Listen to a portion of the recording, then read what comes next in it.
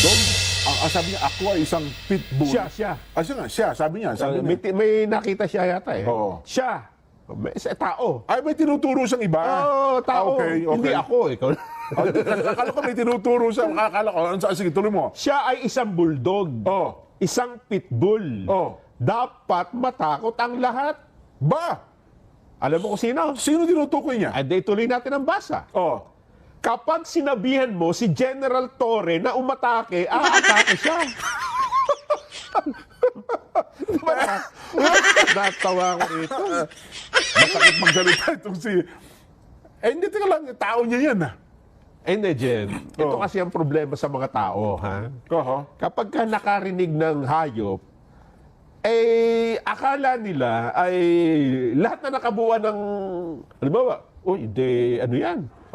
Nakatali ang leg yan, di ba? Sulod-suluro yan. Kahit ano ipakain mo, kakainin yan. Tama naman. Hindi ganun. Ang tinutukoy lang dito ni Secretary Remulla ay yung mga katangian ng... hindi ito negatibong. Hindi. Ibig sabihin... Ano naman sa... statement, ha? Bakit niya sinabing bulldog? Ba't niya sinabing pitbull? Kasi kinatatakutan, number one. Okay. Na ikaw naman, makakita ka ng bulldog. Makakatakot, di ba? Pangalawa, kapag sinabihan mo daw si General Torre, attack! Ba? Maatake. So mga katangian ang sinasabi. Compliment ito, hindi ito, no? Sa tingin ko, parang kinukumpara niya sa mga katangian ng isang bulldog, hindi sa kapintasan ng isang aso. Ang dami naman pwedeng pag-halimbawaan naman sa katani. Bakit ganun ba? Eto naman ang sagot ni General Torre. Sumagot pa. Sumagot siya. Ano sabi? Ang sabi ni General Torre, aw, aw, aw, aw. So, yan po. Magandang araw, Luzon, Visayas, Mindanao. Yan. Meron na naman po tayong bagong pag-uusapan. Ayun na nga. So, wag niyo po sanang magkalimutang mag-subscribe sa ating channel. Yan po ang importante. Isang subscribe lang po. Masaya na tayo dyan. So, kung meron po kayong mga comment at like, pwede rin po. Pinutin lang like po ang like, comment. So, pag-uusapan natin ang nangyari sa Senado, ang impeachment na inahin ni Senator Alan Peter Cayetano para sa motion na i-remand, di ba? Ang article of impeachment sa mga prosecutor na ito ay ang mga sa House of Representatives at napagbotohan pala sa Senado na ang mga pabor sa remand ay 18 at ang hindi pabor sa remand ay 5 lang. So yung mga 5 yon ay sina Pimentel, Risa Ontiveros, Cathy Binay, sino pa? Gatchalian, tsaka yung sino pa kasi isa doon. So yun, basta 5 po sila.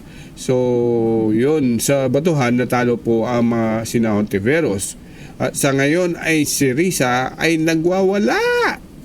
Nagwawala po.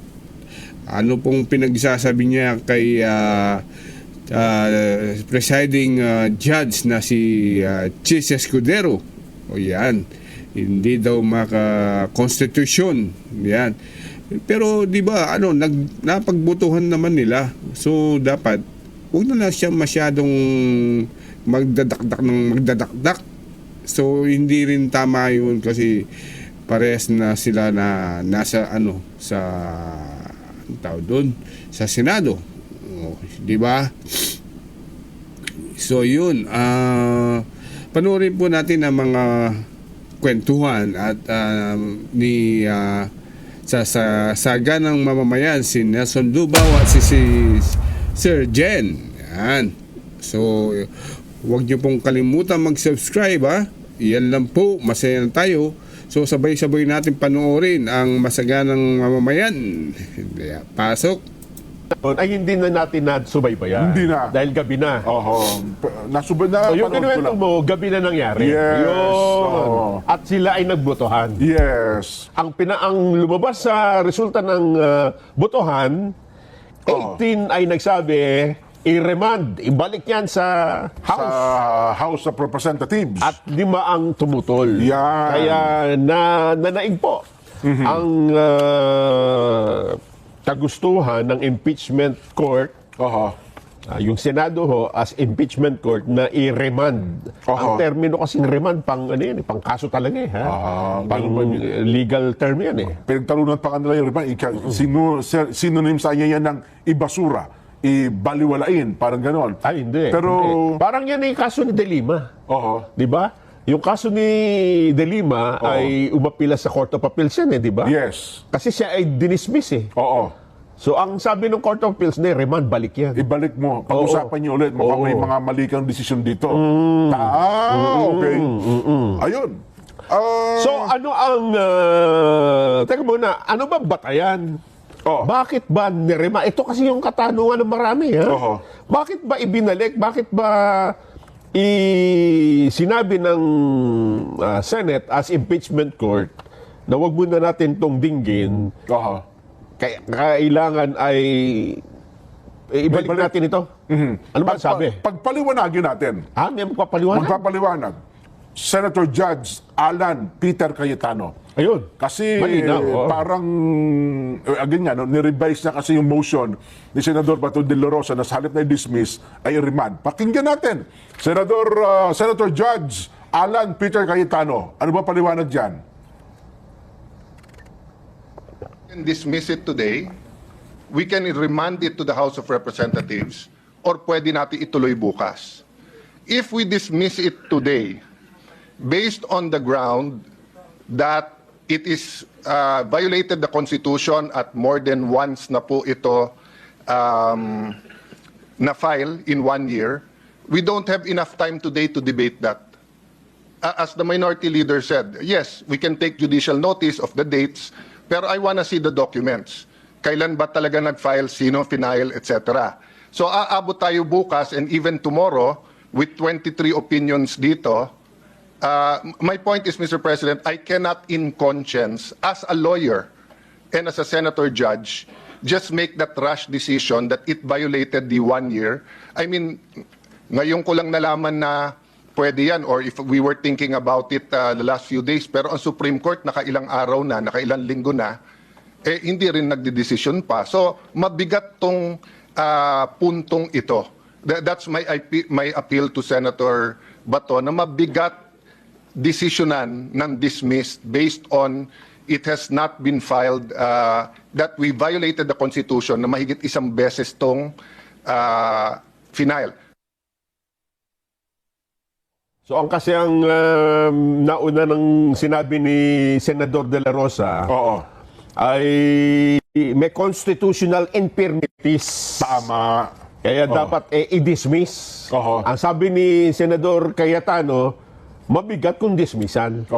Ibalik na lang muna natin at ipaliwanag ng House kung nilalabag nga ba ang 1-year ban sa pagpapile ng Pagkahain ng impeachment. Siguro, pakinggan nga natin yung sinabi naman ni Senador Bato. Ayan. Yung nauna, na pinagbasihan nung pagre-remand ng impeachment complaint. Paliwanag mo nga, Senador Bato. Yan.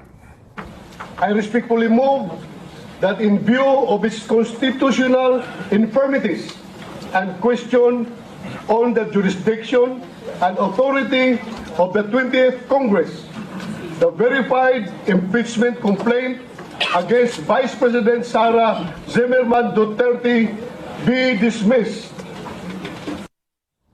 Ayan, pinagmulan yan, Jen. So, nanaig ang motion ni Senador Judge Alan Peter Cayetano. Sa halip na i-dismiss, Oo. i-remand na lang. Ba? Kasi kung dismissal lang magiging ano nyo, magdidebate tayo. Sabi niya, hindi tayo matatapos yan. Kahit ilang araw tayo. Siyempre, may pro, may sang-ayon, may mga hindi sang-ayon. Walang katigil-tigil na debate yan. Ayun nga. Ngayon, kung ang kinu-question nyo lamang yung punto na yan, edi tignan natin. Ibalik natin sa Kamara de Representante, ipaliwanag nila yung mga puntos na pinalutang ni Senator Judge Ronald Bato de la Rosa. So, ang nangyari ay nagbotohan. Nagbotohan sila. Anong lumitaw sa botohan dyan? Paano bumoto ang mga senador? Nagkaroon po ng panunumpa. Hindi pala panunumpa. Natapos na nanumpa. Tapos na, Oh, oh. tapos na nanumpa. Nabigo yung tinaguriang sana ba yun? Una, hindi natuloy yung ibasura kagad. Hindi, oo. Diba? So, tinanggap ni Senador Bato de la Rosa yung suggestion ni Senador Alan Cayetano na i-remand na lang. At pumunto na nga doon sa sila ay divide na ang House. Oh, sino ang may sang-ayon na ito'y ibalik na lamang natin sa Kamara? At sino naman ang ayaw? Nagtaasan ba na kamay? Nagtaasan ng kamay. Yo. O, itaas ang kamay. Binilang eh. Ang nagsabing ibalik sa Senado, sa Kamara, 18. Ba? Madami. 18. Overwhelming talaga. Ayan, o. Ayun, Oh, bilangin mo. yan, Sobra yan, ha? 1, 2, 3, 1, 2, 3, 4, 5, lagarta. 17, 18. Labing siyam na ngayon. Taas ng kamay, eh. Oh, nasa sulok siya eh. Oo nga. Doon sa nakapag-participate sa botohan eh. O, 2 bilyar, nakataas ang kamay. Yes. Ayun, no? No, ha? Ayan. At ang nagsabi no, hindi. Pag-usapan na natin yan dito, magsimula na tayo ng pagdinig. Ay 5 naman. Yo. Sa pangunguna ito ni Minority Leader Coco Pimentel, Rizal Tiberos, Nancy Binay, Grace Po, at meron pa isa. Yan. Yes, Rex Gatchalian. Yan. So, ayun na ang nangyari. Ngayon ng umaga, ay mukhang ipinadala na nga at binigyan din po ng somon ang tanggapan ng pangalawang Pangulo para ipaliwanag naman ang kanilang punto do sa napag-usapan sa Senado kahapon. O, ibig sabihin, ang impeachment complaint ay buhay pa. Yes. Hindi kahulugan ng remand ay dismiss. Diba? At hindi tinitigil ang proceedings. Yes. Kasi nagtuloy yung... Yan ang pinagpuputak-putak ni Risa. Yan.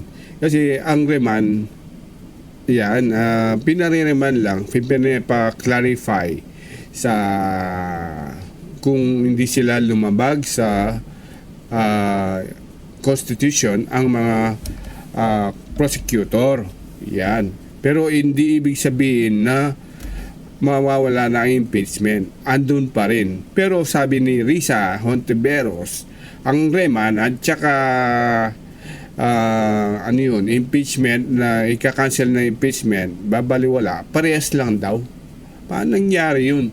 Kaya nga sabi ni Senator Chis Escudero, presiding judge naman ngayon, sabi niya, tuloy-tuloy pa rin. Yan. ng pagsahain ng summons sa Vice President. At binibigyan po ng impeachment court ang kampo ng pangalawang Pangulo ng 10 araw Yan. para sumagot dun sa natanggap na writ of summons. Yan. Di ba? So, binigyan na siya ng writ of summons si Vice President Sara Duterte. So, ibig sabihin, matutuloy. Ganun pa rin yun. Kaya lang, kina-clarify lang yan ng mga judge sa Senate na pinapacertify yan kung talagang sumunod sila sa Constitution. Ngayon, bahala na ang kung tatanggapin ng prosecutor yung article of impeachment, kung tatanggapin nila. Ngayon, pag hindi nila tinanggap, madidelay ang impeachment. Ganun lang. At kopya ng impeachment complaint. Pero, Sa kabilang banda naman, Nelson, no, so tapos tayo sa Senado. Oo. Pero ang Kamara de Representante na dapat ay tatanggap nung remand, ibabalik sa kanya, sa kanila, yung complaint. yung impeachment complaint, teka, sabi nila, ba't ibabalik nyo sa amin yan? Nagawa na namin ang aming trabaho ukol sa bagay na yan. Nagkaroon po siya ng press con kayo na bago tayo nagsimula ng palatuntunan eh. Okay. Gusto nyo bang marinig ang sagot? Sinong unang sasagot? Sino ang unang sasagot? Sige nga, direct, sino yung naka-ready dyan? Si Joel Chua. Manila Representative Joel Chua, may reaction siya eh. Ha? Hindi, isa ata, yung babae, yung taga Luis Tro. Si Luis Tro Beatrix. muna. Beatrix Sige, muna. sige. O, ng Batangas. Ano po masasabi nyo, Kong, Beatrix? Well, in my opinion, as one of the member of the panel of prosecutors, to give way to the clarification which we want to seek from the impeachment court, I would defer receiving the articles of impeachment from the Senate, including whatever orders they will be transmitting to us. This is not disobedience. Definitely, ang gusto lang po natin mangyari is to seek guidance and enlightenment first so we can properly comply with the order of the impeachment court. So yun, narinig ko ba? Narinig ko. Parang ayaw nilang tanggapin eh. Hindi naman. Hindi naman gano'n. Kasi Magsisik kami ng guidance sa kanya, sabi niya. ang sabi niya ay parang hihingi man rin siya ng clarification kung yes. ano yung utos ng Senado. Oho. Kaya lang, mapapansin mo doon sa una niyang sinabi, in my opinion. Yes. Ibig sabihin, ito na ba ang stand ng House of Representatives o opinion lang niya? Ni Congressman Beatrix? Oo. Well, Diba? hindi ko...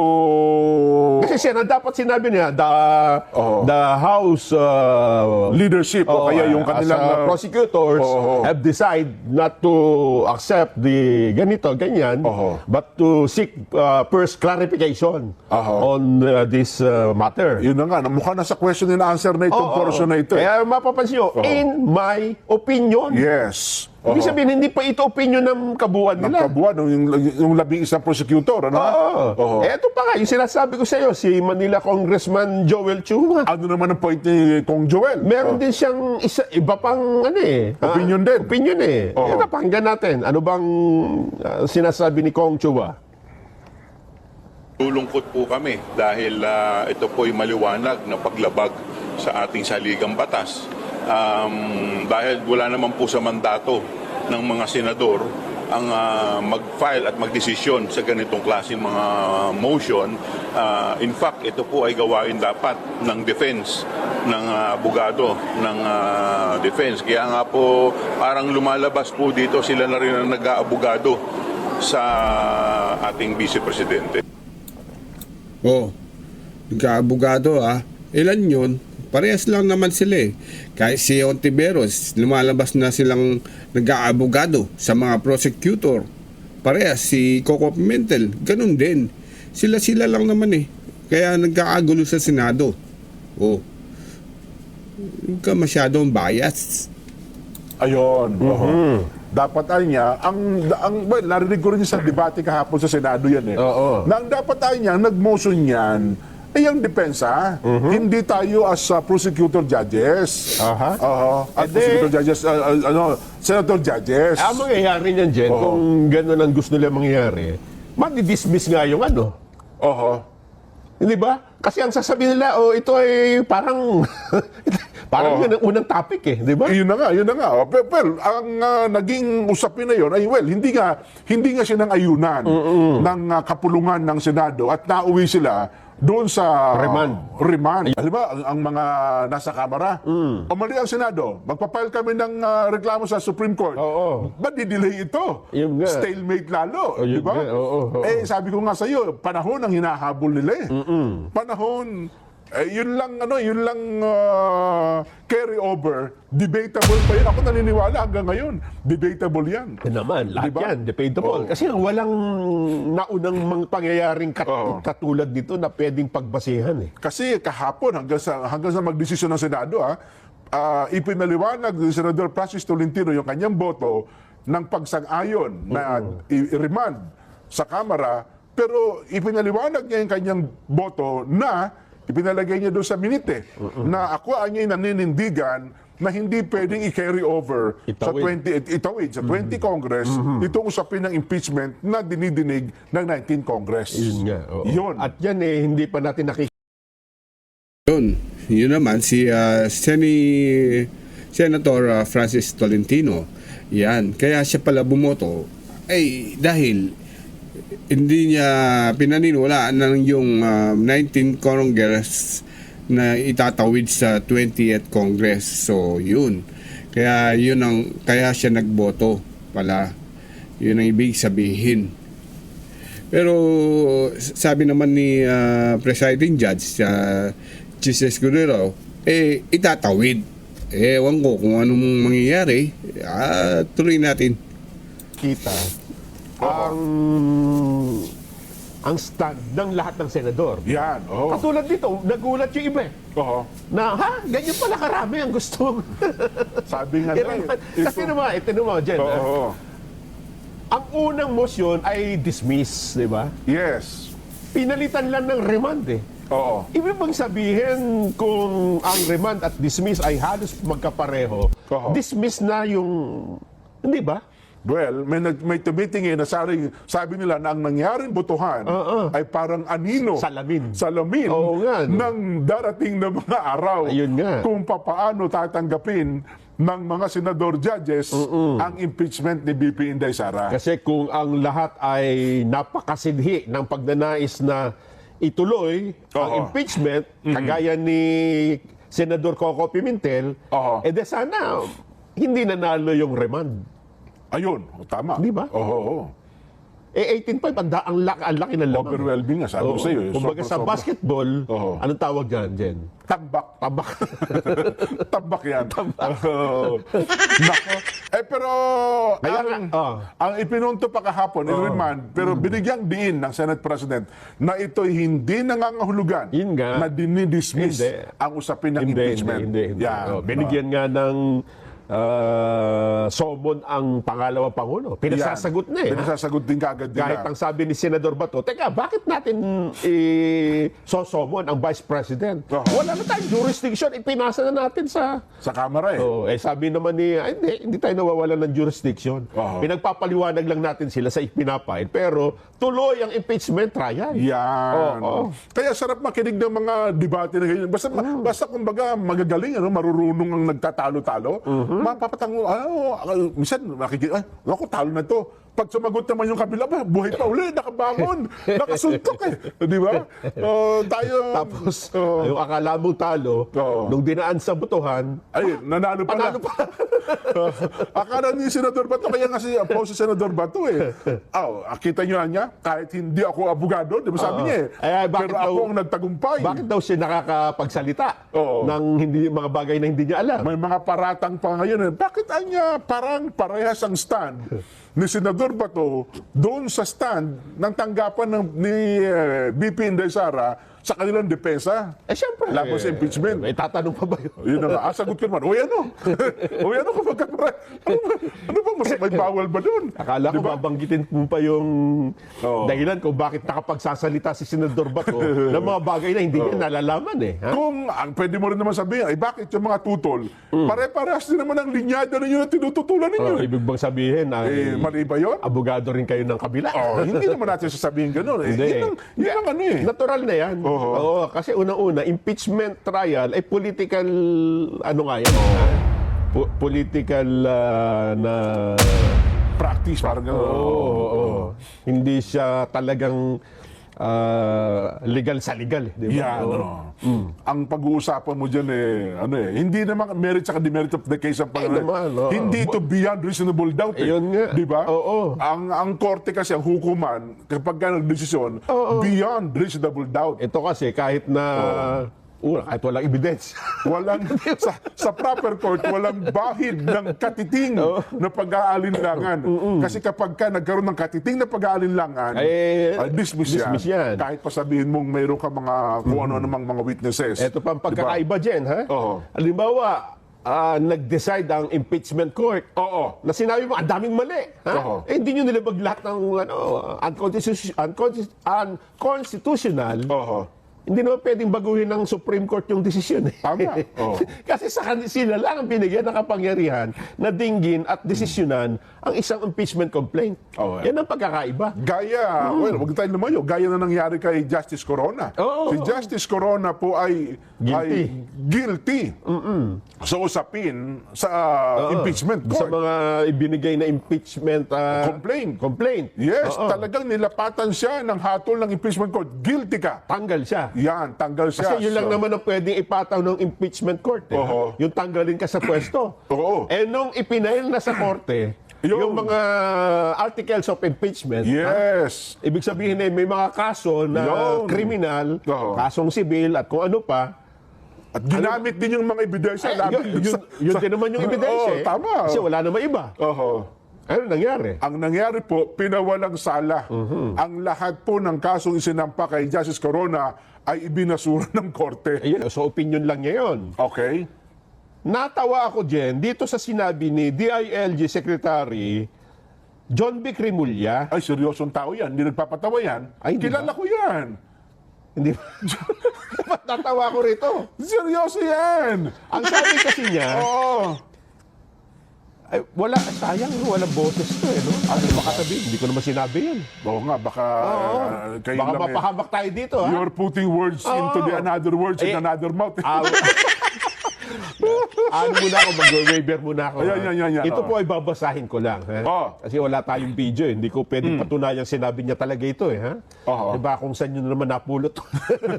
Ano mo sanabi? Ang sabi ni DILG Secretary John Vic, Oh. siya ay isang bulldog. Siguro may nakatingin siyang... Baka may nakatingin siya sa isang... May nakita siyang aso dito. Isang pitbull. Oh. Dapat matakot ang lahat. Ay, yung bulldog, nakatakot siya. Yung pitbull, Jen. Ay, oo. Kahit Attack dog yun eh. Oo. Attack dog yung pitbull eh. Kumbaga sa manok, Oo. pang sabong yun eh. Alam mo ba kung sinong tinutukoy niya rito? Oho. Yung pitbull at bulldog? Ang sabi niya, ako ay isang pitbull. Siya. Ah, siya nga, siya. Sabi niya. May nakita siya yata eh. Oo. Siya. Tao. Ay, may tinuturo siyang iba. Oo, tao. Okay. Hindi ako. Ikaw. Akala ko may tinuturo siya. Akala ko, sige, tuloy mo. Siya ay isang bulldog. Oh. Isang pitbull. Oh. Dapat matakot ang lahat. Ba? Alam mo kung sino? Sino tinutukoy niya? Ay, di tuloy natin ang basa. Oh. Kapag sinabihan mo si General Torre na umatake, aatake siya. Diba na? Natawa ko rito. Masakit magsalita itong si... hindi, teka lang. Tao niya yan ah. Hindi, Jen. Ito Oh. kasi ang problema sa mga tao, ha? Oho. Kapag ka nakarinig ng hayop, akala nila ay lahat na nakabuo ng... Ano ba? Hindi, ano yan? Oh. So, nakatali ang leg yan, di ba? Oo. Sulod-suluro yan. Oo. Kahit ano ipakain mo, kakainin yan. Oo, tama naman, Hindi oh. ganun. Oho. Ang tinutukoy lang dito ni Secretary Remulla ay yung mga katangian ng... Hindi ito negatibo. Hindi. Ibig sabihin... Ano naman sa Ayun. statement, ha? Oho. Bakit niya sinabing bulldog? Oo. Ba't niya sinabing pitbull? Oo. Kasi kinatatakutan, number one. Na Okay. ikaw naman, makakita ka ng bulldog. Makakatakot, di ba? Oo. Pangalawa, kapag sinabihan mo daw si General Torre, attack! Ba? Maatake. So, mga katangian ang sinasabi. Compliment ito, hindi ito, no? Sa tingin ko, parang kinukumpara niya sa mga katangian ng isang bulldog, hindi sa kapintasan ng isang aso. Ayun. Oo. Ang dami naman pwedeng paghalimbawa naman sa sekretary. Bakit ganun ba? Eto naman ang sagot ni General Torre. Sumagot pa. Sumagot siya. Oh, ano sabi? Ang sabi ni General Torre, aw, aw, aw, aw. Nakalagay talaga. Ang sabi niya, Oo. gagaya ito ng banggit ko. Parang pareho kayo ng isip ni General Torre. Ano sabi? Ang sabi niya, hindi ko maintindihan. Kita mo na. Kasi ganun ang dating eh. Kung ako makakarinig. Hindi kasi yan, baka hindi nagdano ng mga pagtitibay. Hindi mo talaga maintindihan. ha? Sabi niya, hindi ko maintindihan kung ako ay pinupuri ni Sir John Vic o inaasar niya ako dyan. Yun na nga. But you know, ano ba ang sinasabi ng Code of Professionalism? Hindi ba? Ang Code of Professionalism, minememorya yan sa kadeta. Men who take up the profession of arms on their own free will